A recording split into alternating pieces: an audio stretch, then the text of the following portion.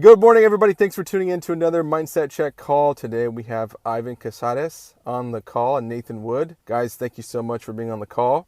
Thank you. Thank you for having us. Good morning. We had this conversation offline. This is kind of how it all starts. All the calls start with an offline connection first. And, we were talking about morning routines and mindset and whatnot. The morning thing, the morning, getting up and starting your day is a big thing. So, and one of the best ways to immediately create momentum for your day is by tackling one of the biggest challenges we all face every day, which is getting up and getting up early.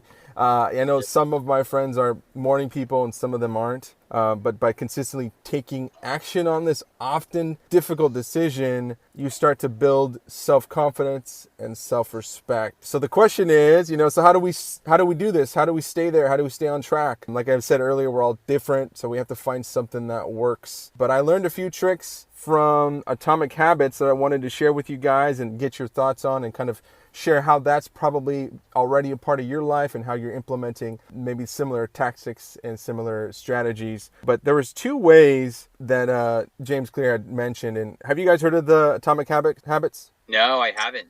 Tell me more.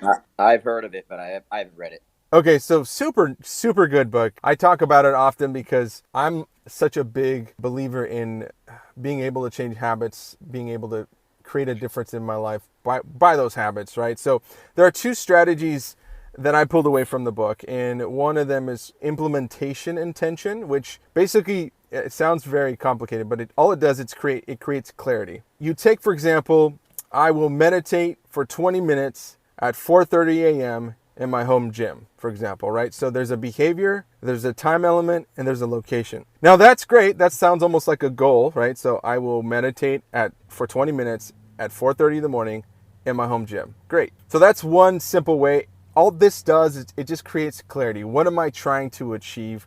What's the behavior I'm seeking? And where am I doing it? How long, right? So it's very clear. That's a good way to start. The next thing is called habit stacking. What you do is you say, for example, after I hear my alarm go off in the morning, and this is where Ivan, I think he's implementing this very same strategy, is after I hear my alarm go off in the morning, I will count to 5 and immediately get up. There's a current habit, like the alarm goes off and you get up, right? That's a habit you already have. And what you're doing is you're stacking a new habit to that. Let's say I'm going to count to 5, or I'm going to count to 5 and I'm going to get up. Habit stacking is like you're taking a habit that you already do and you're going to stack another habit on top of it. And the whole idea is to make it easy for you, right? So if you already have a habit, it's unconscious. So the best way to add to another habit, add a new habit is add it to another habit. Is that something that you're doing in the morning, Ivan? Or you maybe got the 5-second count from Mel Robbins? I've heard her talk about it. Where did you come up with that? Oh man, yeah, no, I wish I came up with it, but that's 100% right. It's Mel Robbins.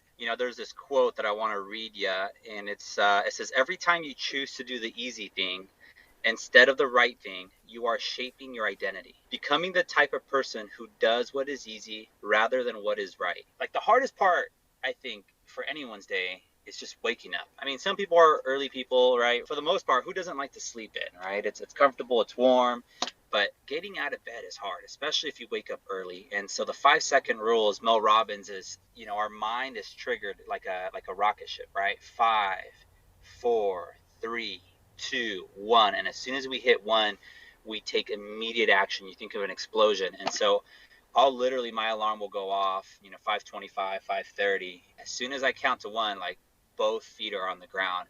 But don't get me wrong, man. There's some mornings where I'm counting really slow, right? I'm like 5, Yes. 4.5. Oh shoot, 3, 2 Mississippi, and finally 1. Like, all right, let's get up. You Yes. know. I imagine you have a why, and that's what's pulling you out every morning, right? That's what's getting you up. So let's talk about that and the importance of that very topic, right? Having a why. And how's that pulling you out of bed? Yeah, right. I mean, that's it. Just all goes with it. Like having kids. If I don't get my me time in the morning, like my job is very demanding where I'm solving problems, I'm answering questions, I'm helping my team. I am just giving myself away all day. And so I really don't have any time for myself, like to meditate, to work out, unless I do it in the morning. And so that is my sacred time where I know if I do that, I just feel better about myself. I release some stress, some testosterone. I think also just like it feels good to wake up early, right? Like, your competition is sleeping, you get an extra hour of life, right? Life is so short, the days are so short. And so, or it feels like they're so short because you're always in this kind of a rat race. You're always moving and going. And especially if you got kids, I got two under two, I have no downtime. And so to me, that first 2 hours in the morning, man, it's peace and quiet. It's my headphones. I'm listening to a podcast, and it really sets the tone for the day, man. If I work out in the morning, I'm doing the hardest thing first. I've exhausted my body. I've gotten out of bed. Everything else is easy. There's a gap in between waking up to getting out of bed can be very challenging. Once you create the habit, it'll become second nature. Nathan, I know you have a boy, a little toddler, and you have a family. How are juggling that, and what are you doing in the morning? Well, haven't implemented the countdown yet, but it definitely sounds like it can help. I kind of tend to wake up with a sense of urgency just naturally. I never was a morning person before. I was always, I thought it was cool to stay up late and, hang out with my friends. And then there was a shift in my life, and it might have been the birth of my son when, I started cherishing the mornings, because that was when I actually felt like I could get something done. My job involves so much reaction, putting out fires, or to, answering phone calls, or to doing stuff for my escrow officers, that if I don't get that time in the morning to get something accomplished, sometimes my day can get away from me. So I think it's super important. That's something that I always go by, that when I wake up, I need to have an accomplishment first. Whether that's working out, or whether that's, as simple as making the bed. Sometimes I can't do that because, if my wife is still sleeping, or, if the baby's in there with her, I have to kind of go find something else. And if that's working out, then that's what it is. So I just always feel like starting off my day with an accomplishment, that kind of sets my day up, so that at least I feel like I've done something, whether for myself or in my business, prior to my day kind of getting away from me and becoming reactive. Even on the weekends, I've noticed that I'm trying to get up early, because when I don't on the weekends, even, I'm like, I just don't feel as good as I do when I wake up. So before my morning routine started, because I wanted to perform my best during the week, and then I realized that it started to become a really good habit. I was feeling better. I was showing up better for my family. And then I wouldn't do it on the weekends. I felt so just lazy, lethargic, like not as excited about life. And I've been starting to do it even on the weekends. I'm not saying I'm better than anybody who doesn't do it on the weekends, but I'm just saying, like, I've noticed that even on the weekends, I start to like not have that same level of presence and energy that I do during the week when I'm getting up early. Like you said, even if I sleep more on the weekends, I end up feeling less energetic because I'm not waking up and spending time with myself and giving myself that time. I'll be honest, Sundays I'm sleeping in, but Saturday mornings, man. And when I say sleeping in, it's like 8 o'clock, or I wake up at 7 and I'm like just chilling in bed on my phone, right? But definitely on Saturday mornings, it's just nice to wake up, whether it's go for a drive, go work out, or just be up.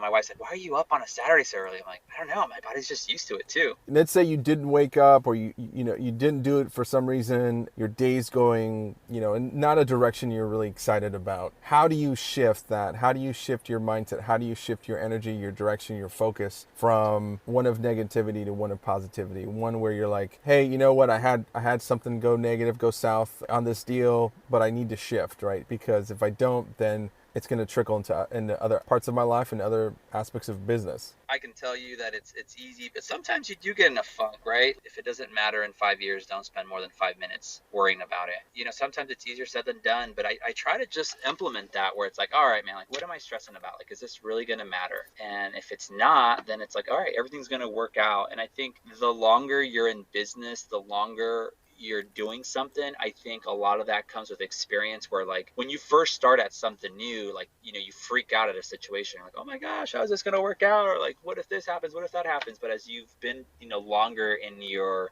I guess you could say, your profession, you're like, all right, that's not that big of a deal. Like, we'll figure this out. And I think I've had that mindset of just like, hey, we'll figure this out. Like, there's always a solution, right? Yeah, I actually feel the exact same way.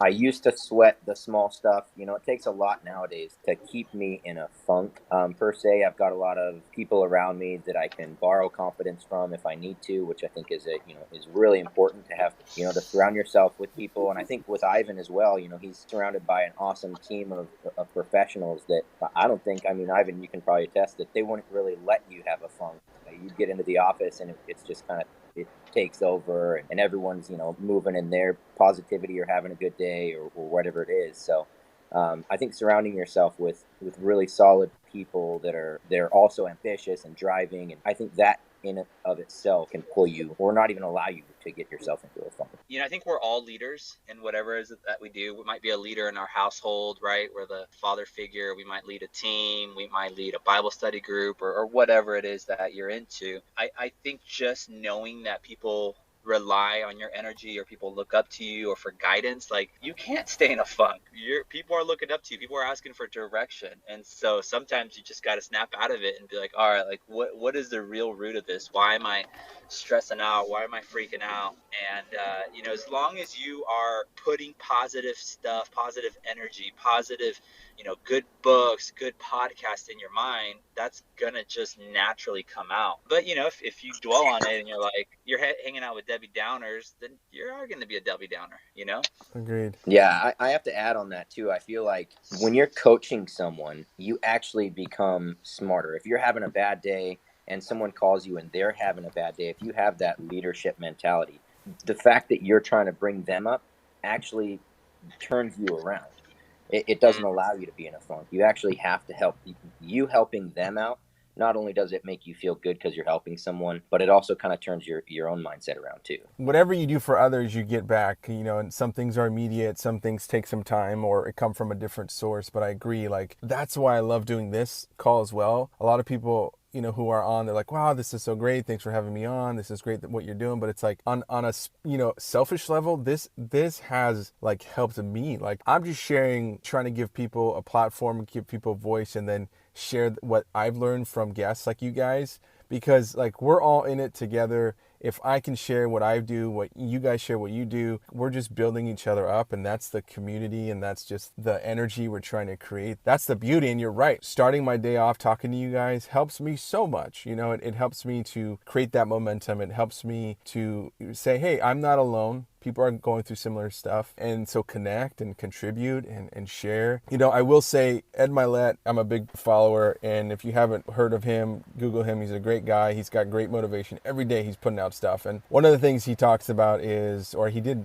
this week, I believe, when you feel like giving up and you think, you know what, I'm going to give up. I'm okay letting myself down, whatever, no biggie. But then if you take a moment and really look around you and say, took inventory, like if I gave up, I'm not the only person I'm going to disappoint. I'm not the only person that it's going to impact and affect. You look at your kids, you look at your spouses, you look at family, you look at your friends, you look at people, even acquaintances. If you don't live up to your potential to the best of your ability, if you don't show up every day, you're not just letting yourself down, like you're letting all these people down, especially because you're a leader. There's been times where I'm just like, you know what? I want a simple life. Let's just get rid of everything, and I don't care about my ambitions. Like, let me just cut everything out. When I ask myself, is that really what I want? Of course it's not, because I don't want to be old one day and think, oh, did I really live to my full potential? But more importantly, it's like I'm impacting my kids' lives, my family, and future generations. So what you do, and this is another topic we talked about in another podcast episode, but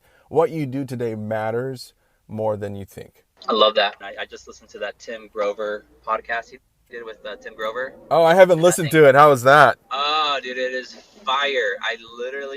It was so good. I mean, I don't want to go on a tangent, but if you guys watch the McGregor fight, it really kind of just ties in with how McGregor's been losing so much lately. Really? And a lot of it's just kind of feel like it's just the mindset, right? Like it's the mindset and having a why. And so, dude, it's a fire podcast. I did want to say that, the Atomic Habits, again, I talked about that earlier. Some takeaways, again, it's not about what you achieve, it's who you become. And then, of course, nothing shapes your habits quite like your identity. And I think, Ivan, you talked about that as well, about identity and how that affects your habits. But anyway, guys, thank you so much. I really appreciate your time. You guys really have added a lot of value to my life and to the listeners as well. So I appreciate your time. Thanks so much, buddy. Thanks, guys. Have a great day. Take care, guys.